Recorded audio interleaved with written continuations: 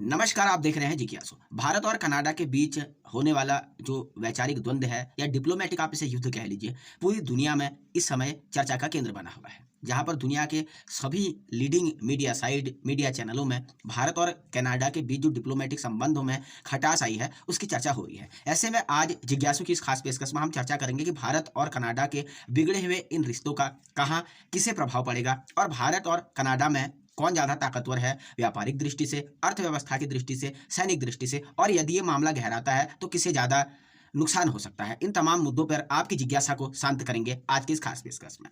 दोस्तों, एक तारीख थी 18 जून 2023, जहां पर कनाडा में एक कनेडियन तथा कथित नागरिक, भारत तो उसे तथा कथित नागरिक नहीं मानता, हरदीप सिंह निज्जर की हत्या हो जाती है, जो कि SKF का एक अलगाववादी था, खालिस्तान समर्थक था, भारत द्वारा घोषित एक आतंकवादी था, जिसकी हत्या के 3 महीने बाद सितंबर में G20 समिट होने के ठीक बाद कनाडा के प्रधानमंत्री अपने यहाँ की संसद में एक बयान देते हैं। जस्टिन ट्रूडो साहब, जस्टिन ट्रूडो का कहना था कि कनाडाई नागरिक हरदीप सिंह निज्जर की हत्या में भारत का हाथ हो सकता है, और इस हक में भारत के एक टॉप डिप्लोमेट को कनाडा से कनाडियन प्रधानमंत्री और कनाडा का विदेश मंत्रालय बाहर कर देता है। जवाब में भारत वहां के प्रधानमंत्री जस्टिन ट्रूडो के बयान को खारिज करता है और विदेश मंत्रालय ने सख्त कदम उठाते हुए कनाडा के भी एक शीर्ष डिप्लोमेट को भारत से बाहर निकाल दिया। यह खबर अब तक आपने सुन ली होगी, क्योंकि ये सभी न्यूज चैनल में सुबह से लेकर शाम तक चल रहा है। अब इससे थोड़े से आगे की बात आज की इस खास पेशकश में करेंगे।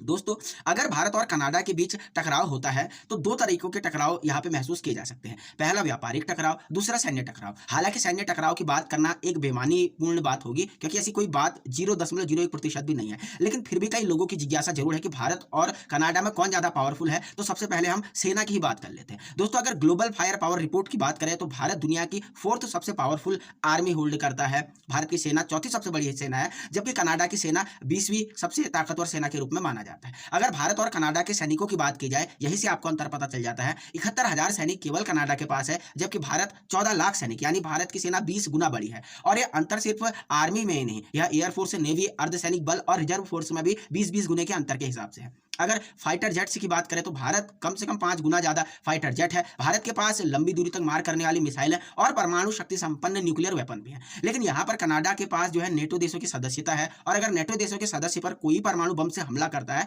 तो नेटो देशों के जो परमाणु शक्ति संपन्न लोग हैं तो वो उस देश पे हमला करते हैं, जिसे परमाणु अप्रसार संधि कहा जाता है। ये आपने सुना होगा। खैर, सैन्य दृष्टि से तो हम ग्लोबल फायर पावर रिपोर्ट में भी पावरफुल है और ग्राउंड पे भी पावरफुल दिखते हैं। अब अगर अर्थव्यवस्था की बात की जाए तो भारत की अर्थव्यवस्था विश्व की 5वीं सबसे बड़ी अर्थव्यवस्था है, और हम अगले 5 सालों में कोशिश कर रहे हैं कि तीसरी सबसे बड़ी अर्थव्यवस्था बन जाए। वही कनाडा की अर्थव्यवस्था 9वीं सबसे बड़ी अर्थव्यवस्था है। जनसंख्या के दृष्टिकोण से भी बात करें तो भारत 150 करोड़ के आसपास का देश है, जबकि कनाडा मुश्किल से 4 करोड़ के आसपास का देश माना जाता है। हालांकि प्रति व्यक्ति आय के मामले में कनाडा भारत से कई गुना आगे है, और कई गुना वहां के लोगों की प्रति व्यक्ति आय यहाँ पे आपको दिखाई देगी। इसके अलावा अगर भारत और कनाडा के बीचों के रिश्ते खराब होते हैं तो क्या प्रभाव पड़ेगा? प्रभाव पड़ेगा व्यापार पर, क्योंकि व्यापारिक टकराव होना निश्चित है, क्योंकि भारत और कनाडा अलग अलग महाद्वीप में है। अगर पड़ोसी होते तो हो सकता था सैन्य टकराव होता, लेकिन व्यापारिक टकराव की बात की तो भारत और कनाडा के बीच वर्तमान समय में 666 अरब रुपयों का व्यापार होता है, जिसमें बराबर का व्यापार है, यानी 333 अरब रुपए का सामान हम खरीदते हैं और 333 अरब का ही सामान बेचते भी हैं। अगर बात की जाए, भारत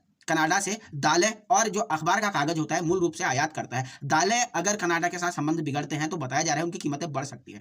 वहीं कनाडा की बात की जाए तो भारत कनाडा को कहीं ना कहीं हीरे जवाहरात और दवाइयां मूल रूप से बेचता है, रसायन बेचता है। कनाडा में दवाइयों का संकट हो सकता है, ऐसा विशेषज्ञों का मानना निश्चित तौर पर है। अगर बात की जाए एजुकेशन डिप्लोमेसी की, भारत के करीब 60 लाख स्टूडेंट वर्तमान समय में कनाडा में अध्ययन का कार्य कर रहे हैं, और बताया जाता है कि हर साल 12,500 करोड़ रुपए कनाडा में इस वजह से हमारे खर्च हो जाते हैं। तो ये एक तमाम भारत और कनाडा के विश्लेषण की बात की जाए। अब अगर अंतर्राष्ट्रीय शक्तियों की इस तमाम मामले में बात करें तो कोई भी अंतर्राष्ट्रीय शक्तियां इस मामले में साफ साफ बयान देने से बच रही हैं, जो भले ही वो भारत के अच्छे दोस्तों हो या कनाडा के अच्छे दोस्तों हो। कनाडा के सबसे सुपर जो फ्रेंड कहा जाता है अमेरिका ने भी इस मामले में बयान बहुत साफ नहीं दिया। ऑस्ट्रेलिया और इंग्लैंड यानी ऋषि सुनक ने भी कहीं ना कहीं कनाडा का साफ सपोर्ट करने से इनकार कर दिया, क्योंकि भारत वर्तमान समय में एक महाशक्ति के रूप में निश्चित तौर पर है। तो कोई भी देश, अमेरिका हो चाहे इंग्लैंड हो या ऑस्ट्रेलिया हो, भारत को नाराज नहीं करना चाहते, और कनाडा के प्रधानमंत्री कहीं ना कहीं अलग थलग पड़ रहे हैं। हालांकि ये बात भी बहुत सत्य है कि भारत के पक्ष में भी उन्होंने बयान नहीं दिया, लेकिन अगर कनाडा किसी और देश पर आरोप लगाता है तो ये देश खुल करके कनाडा के समर्थन में आ जाते हैं। तो चुप्पी साधना ही भारत को एक मौन समर्थन कहा जा सकता है। आपकी क्या राय है? आपकी